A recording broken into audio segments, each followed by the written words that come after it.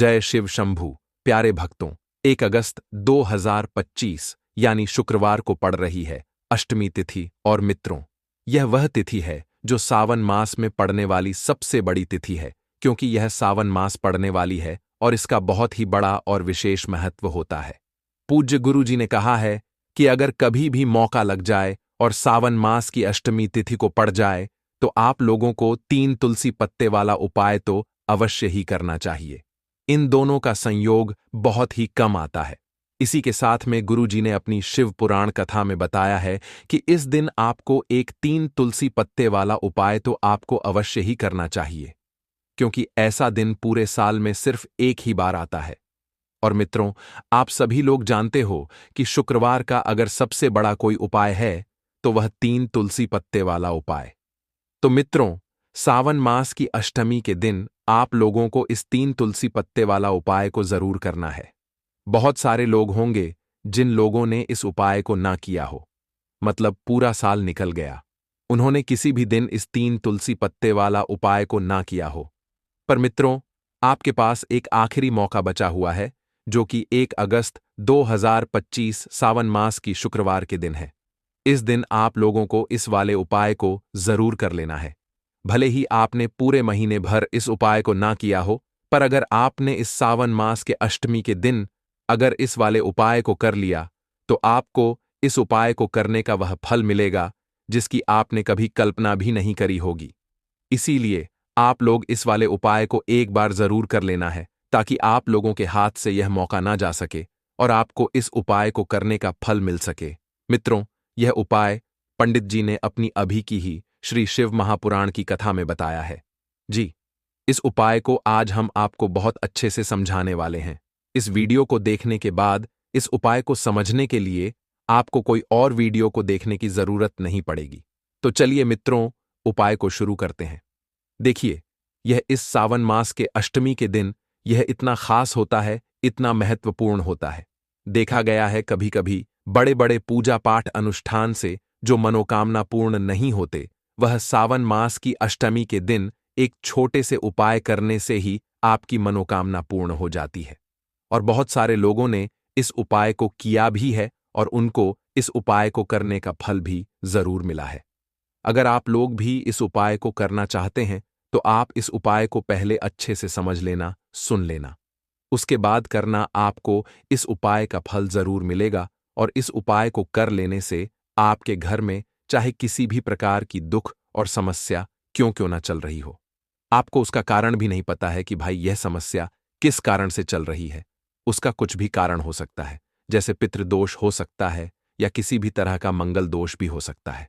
तो इस दिन आप लोगों को यह वाला उपाय कर लेना है। यह एक ऐसा उपाय है जिस उपाय को अगर किसी विशेष दिन पर किया जाए तो भाई उस विशेष दिन का जो है वह तो हमें मिलता ही मिलता है। पर हमने उस दिन पर इस उपाय को किया है तो हमें उससे भी बड़ा फल मिलता है, और फल बहुत जल्दी मिलता है, क्योंकि आप इस उपाय को बहुत ही बड़े और विशेष दिन पर कर रहे हो। तो चलिए अब उपाय के बारे में बात करते हैं। लेकिन उससे पहले आप लोगों को यह जानना आवश्यक है कि आखिर यह उपाय किस समय करना है, किसको करना है और कैसे करना है। तो चलिए हम आगे आपको वीडियो में एक एक करके बता देते हैं। लेकिन उससे पहले अगर आप लोग हमारे चैनल पर पहली बार आए हैं या फिर मेरी आवाज आज पहली बार सुन रहे हैं तो हमारे चैनल देव वास्तु ज्योतिष को सब्सक्राइब जरूर कर लेना और इस वीडियो को लाइक करके कमेंट बॉक्स में श्री शिवाय नमस्तुभयम, ओम नमः शिवाय जरूर टाइप कर देना। तो मित्रों, इस 3 तुलसी पत्ते वाला उपाय को हमें इस सावन मास की अष्टमी के दिन कैसे करना है, किसको करना है, किस समय करना है और कहां पर करना है, ये सारे सवालों के जवाब आपको इस वीडियो में मिल जाएंगे। और जो यह वीडियो देखेगा भाई, उसको 3 तुलसी पत्ते वाला उपाय जरूर करना चाहिए, क्योंकि इस दिन तुलसी पत्ते का भी बहुत ही बड़ा और विशेष महत्व होता है। आ जाए 3 तुलसी पत्ते वाला उपाय की तो यह सोने पर सुहागा वाली बात हो जाती है, और यह एक बहुत ही बड़ा उपाय हो जाता है इस सावन मास की शुक्रवार का। तो अब मित्रों, इस 3 तुलसी पत्ते वाला उपाय को आखिर करना किसको है, सबसे पहले हम लोग वह बात जान लेते हैं। तो देखो, घर की जो बड़ी माताएं बहनें होती हैं, उन माताओं बहनों में से कोई भी एक बड़ी माता बहन इस वाले उपाय को कर सकती है। और मित्रों, अगर आप चाहे तो अपने घर में से सभी सदस्यों को भी इस उपाय को करवा सकते हैं। अगर किसी व्यक्ति की खुद की कोई मनोकामना है, खुद की कोई दुख और परेशानी है जो कि वह अपने लिए ही करना चाहता है, इस वाले उपाय को तो वह खुद अपने लिए भी कर सकता है। बाकी अगर कोई घर में से ऐसा है जो कि अपने पूरे घर परिवार की सुख और शांति के लिए यह वाला उपाय करना चाहता है, तो भाई वह भी कर सकता है। उसमें भी कोई दिक्कत वाली बात नहीं है। कहने का मतलब यह है कि इस उपाय को हर एक सदस्य भी कर सकता है और पूरे घर परिवार के सदस्य के लिए घर की बड़ी माताओं बहनों में से कोई एक माता बहन भी कर सकती है। माताएं बहनें अगर घर में उपस्थित ना हो या वह यह वाला उपाय ना कर पा रही हो, तो फिर घर का कोई बड़ा सदस्य भी इस 3 तुलसी पत्ते वाला उपाय को कर सकता है। चाहे फिर वह पुरुष ही क्यों ना हो, उसमें कोई भी दिक्कत वाली बात नहीं है। उसके बाद में मित्रों जो अगला प्रश्न निकलकर आता है वह यह आता है इस उपाय को लेकर कि आखिर इस उपाय को हमें किस समय करना है, सुबह के समय करना है कि शाम के समय करना है। तो देखो, इस वाले उपाय को आप लोग सुबह के समय भी कर सकते हो और शाम के समय प्रदोष काल में भी कर सकते हो। अब अगर आप पूछो कि भाई सबसे उत्तम समय कौन रहेगा इस 3 तुलसी पत्ते वाला उपाय को करने का, तो हम आपसे बस यही कहेंगे कि इस उपाय को आप सुबह के समय करेंगे तो ज्यादा बेहतर होगा। बाकी अगर प्रदोष काल शाम के समय भी करेंगे तो भी अच्छा होगा, उसमें कोई भी दिक्कत वाली बात नहीं है। तो अब मित्रों, जो अगली सबसे बड़ी और महत्वपूर्ण बात आती है वह यह आती है कि सुबह अगर हम उपाय को करेंगे तो हमें कितने बजे से लेकर कितने बजे तक के बीच में करना है, और शाम के समय प्रदोष काल में करेंगे तो हमें कितने बजे से लेकर कितने बजे के बीच में करना है। तो देखो, सुबह जितनी जल्दी हो सके आप उपाय को करने की कोशिश करना। बाकी अगर किसी कारणवश लेट भी हो जाओ, थोड़ी देर भी हो जाए, तो 10 या 11 बजे तक भी आप उपाय कर लेना, पर 12 बजे से ज्यादा देरी ना हो। ठीक है, इस बात का ध्यान रखना। उसके बाद में मित्रों, अगर शाम के समय प्रदोष काल की बात करें, प्रदोष काल का जो समय होता है वह शाम के 6 बजे से शुरू हो जाता है। मतलब शाम के 6 बजे से लेकर 7 बजे के बीच का जो समय होता है, यह समय प्रदोष काल का समय होता है। तो आप इस उपाय को 7 या 8 बजे के बीच में भी कर सकते हो।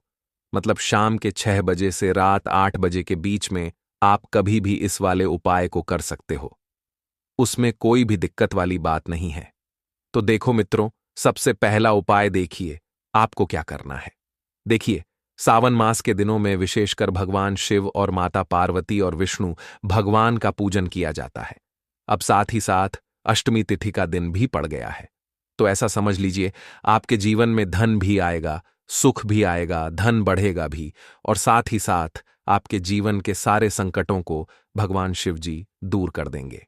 तो चलिए सबसे पहले बात कर लेते हैं सबसे पहले उपाय की, जो कि शुक्रवार वाले दिन आपको विशेष करना है। और इस उपाय को करने से आपकी कोई भी ऐसी इच्छा, कोई भी विश जो अभी तक अधूरी है, पूरी नहीं हो रही है, तो आपकी बड़ी से बड़ी विश और मनोकामना भी पूरी हो जाती है जब आप अष्टमी तिथि वाले दिन इस पहले उपाय को कर लेते हैं। तो देखिए, आप सभी जानते हैं कि श्री हरि विष्णु जो है उन्हें तुलसी दल सबसे प्रिय है।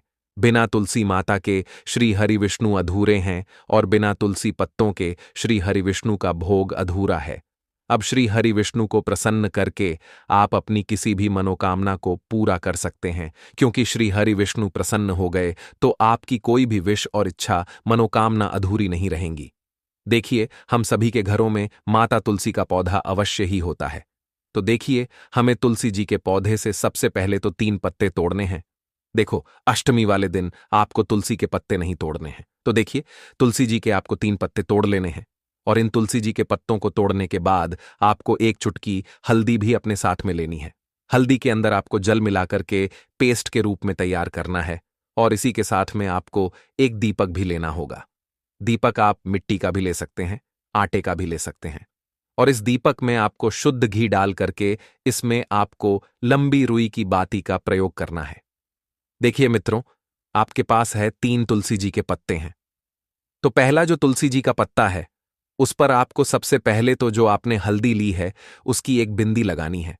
और पहला जो तुलसी जी का पत्ता है आपके घर में भगवान विष्णु का, चाहे कोई सा भी स्वरूप हो, चाहे लड्डू गोपाल जी का स्वरूप हो, या फिर भगवान कृष्ण की आपके मंदिर में प्रतिमा हो, या फिर भगवान श्री राम की प्रतिमाएं, उनके सामने आपको पहला तुलसी जी का पत्ता अर्पित करना है।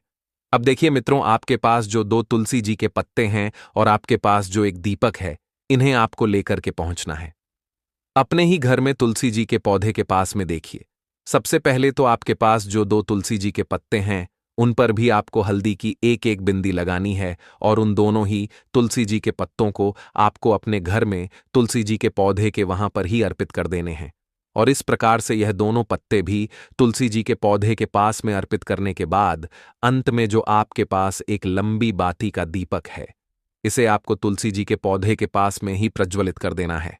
जो भी व्यक्ति अपने ही घर पर इस प्रकार से तुलसी जी के 3 पत्तों का यह उपाय कर लेता है, तो उसका परिवार हमेशा खुश रहता है। उसके परिवार में कभी भी कोई भी संकट उत्पन्न नहीं होता है, और यदि आपके घर में जो भी गृह क्लेश है वह भी समाप्त होते हैं। तो इस प्रकार से यह सुंदर सा उपाय करना है। अब बात करते हैं अगले उपाय की।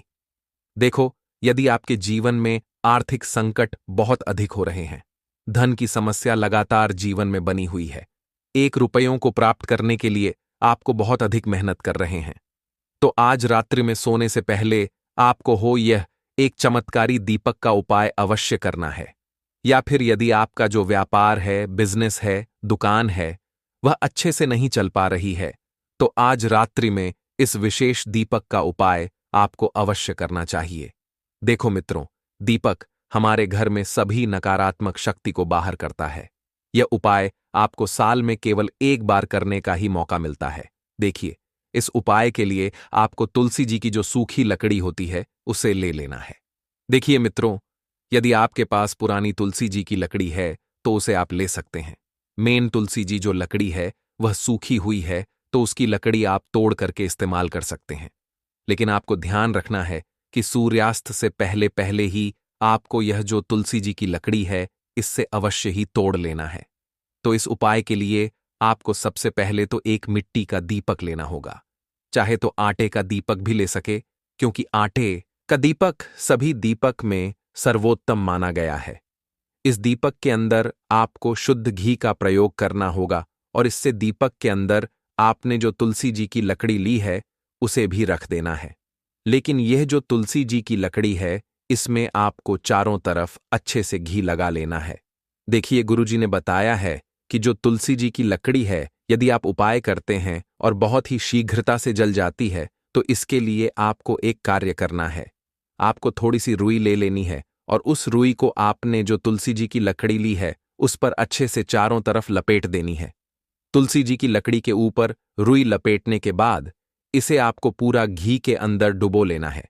अब इसे आपको बाती के रूप में प्रयोग करना है। अब मित्रों, इस दीपक को आपको प्रज्वलित कहाँ करना है? तो इस दीपक को आपको या तो भगवान विष्णु के सामने प्रज्वलित करना होगा, या फिर आपको भगवान श्री राम के सामने प्रज्वलित करना होगा, या फिर भगवान कृष्ण के सामने, यानी कि भगवान विष्णु के जो भी अवतार हैं, उनके सामने आप यह दीपक प्रज्वलित कर सकते हैं। या फिर आप इस दीपक को माता तुलसी जी के सामने भी प्रज्वलित कर सकते हैं। पूज्य गुरु जी ने बताया है कि जो भी व्यक्ति इस प्रकार से तुलसी जी की डंडी से यह दीप दान कर देता है, उसके जीवन में कभी भी धन की समस्या नहीं होती है। इसीलिए आपको यह पूरे साल में केवल 1 बार ही मौका मिलता है। इस उपाय को करके देखना, आपकी सभी इच्छाएं जरूर पूर्ण होंगी। यह जो उपाय है, रात्रि में सोने से पहले करना है। यह उपाय करते सर्वश्रेष्ठ होने वाला है। देखिए, इस उपाय के लिए आपको मात्र 5 हरे मूंग के दाने ले लेना है। देखिए, तिथि है और यह शुक्रवार के दिन पड़ रही है, इसीलिए आपको 5 हरे मूंग के दाने लेना है। हरे मूंग के दाने आपको साबुत लेने हैं, खंडित नहीं होने चाहिए। इस बात का ध्यान रखें। और इसी के साथ में आपको एक तांबे के पात्र के अंदर अपने घर से शुद्ध जल ले लेना है। अब मित्रों, इन सभी सामग्रियों को लेकर के आपको सीधे पहुंच जाना है भगवान शिव के मंदिर में। देखिए, इस उपाय को भी आप सुबह भी कर सकते हैं और शाम के समय में भी कर सकते हैं। देखिए, भगवान शिव के मंदिर में पहुंचने के बाद आपके पास जो 5 हरे मूंग हैं, उनमें से पहला जो हरा मूंग है, आपको शिवलिंग के सामने जो नंदी महाराज होते हैं और उनका जो पैर उठा हुआ होता है वहां पर आपको पहला हरा मूंग समर्पित कर देना है और आपको ओम नमः शिवाय इस मंत्र का जाप कर लेना है। फिर आपको दूसरा हरा मूंग लेना है और शिवलिंग पर जो श्री गणेश जी वाला स्थान होता है वहां पर आपको यह दूसरा हरा मूंग समर्पित कर देना, यानी कि शिवलिंग के सीधे तरफ आपको यह दूसरा हरा मूंग समर्पित करना है और फिर आपको ओम नमः शिवाय या फिर श्री गणेशाय नमः इस मंत्र का जाप कर लेना है। तीसरा, हरा मूंग का दान आपको भगवान शिव की सबसे प्रिय पुत्री माता अशोक सुंदरी वाले स्थान पर समर्पित करना होगा। शिवलिंग की जो जलाधारी होती है, जहां से जल बह के आता है, उसी जलाधारी के बीच में जो कहीं कहीं उठी हुई लाइन होती है सांप की आकृति के रूप में, वहीं पर आपको तीसरा हरा मूंग समर्पित करना है और फिर आपको ओम नमः शिवाय इस मंत्र का जाप कर लेना है। अब मित्रों, चौथा जो हरा मूंग है उसे आपको भगवान कार्तिकेय जी का जो स्थान होता है शिवलिंग पर, वहां पर आपको यह चौथा हरा मूंग का दाना समर्पित कर देना है और आपको ओम नमः शिवाय इस मंत्र का जाप कर लेना है। अब मित्रों, आपके पास जो पांचवा और अंतिम हरा मूंग बचा हुआ है उसे जल के पात्र के अंदर डाल देना है और इस हरे मूंग से युक्त जल से आपको भगवान शिव के शिवलिंग का अभिषेक कर देना है। धीरे धीरे समर्पित करते जाना है और लगातार आपको शिव महापुराण के मूल मंत्र श्री शिवाय नमस्तुभ्यम इस मंत्र का जाप करते रहना है। फिर आपको शिवलिंग के सामने बैठकर, यदि आप अपने बच्चों के लिए यह उपाय कर रहे हैं, यदि आप अपने बच्चों की बुद्धि ज्ञान और विवेक के लिए उपाय कर रहे हैं, तो उसके लिए आपको प्रार्थना कर लेनी है, या फिर व्यापार में वृद्धि करने के लिए यह उपाय कर रहे हैं तो उसकी कामना करते हुए आपको प्रार्थना कर लेनी है, या फिर अपनी नौकरी के लिए कर रहे हैं, या फिर अपने इंटरव्यू के लिए, या फिर धन की प्राप्ति के लिए कर रहे हैं। जिस भी कामना के लिए आप उपाय कर रहे हैं उसे परिपूर्ण करने के लिए आपको महादेव से प्रार्थना कर लेनी है और फिर आपको वापस अपने घर आ जाना है। पूज्य गुरुजी ने कहा है कि जो भी व्यक्ति इस उपाय को कर लेता है तो यकीन मानिए आपके जीवन की जो सारे संकट, कष्ट और बाधाएं हैं वह सभी समाप्त होंगे। अब हम बात करते हैं तीसरे विशेष उपाय। देखो, भाग्य का साथ आपको मिले तो गुरु बृहस्पति को मजबूत करना बहुत जरूरी होता है। इसीलिए पूज्य गुरुदेव ने एक बहुत ही सुंदर सा उपाय बताया था, जो कि है पीले चावल का थोड़े से अक्षत लेना, चावल लेना। अगर आपको ऐसा लगता है ना कि आपको किसी भी चीज में सफलता नहीं मिल पा रही है, किस्मत का साथ आपको नहीं मिल पा रहा है, तो पीले चावल लेना। पीले चावल कैसे करोगे? 11 चावल लेना साबुत, उसके अंदर पीली जो पीला चंदन है वह आपको मिला देना है और चावल को पीला रंग कर देना है। ठीक है? साथ में लेना है एक बेलपत्र और साथ में लेना है तांबे के पात्र के अंदर जल। ठीक है? ये तीनों सामग्री लेकर के शुक्रवार अष्टमी तिथि के दिन सुबह से लेकर के रात्रि तक जब आपकी इच्छा हो तब आप यह उपाय कर सकते हैं। अगर आपको जानकारी अच्छी लगी हो तो वीडियो लाइक करिएगा और अर्धवास्तु ज्योतिष को सब्सक्राइब कर लेना। भक्तों, मिलते हैं फिर एक नए वीडियो के साथ। जय शिव शंभू।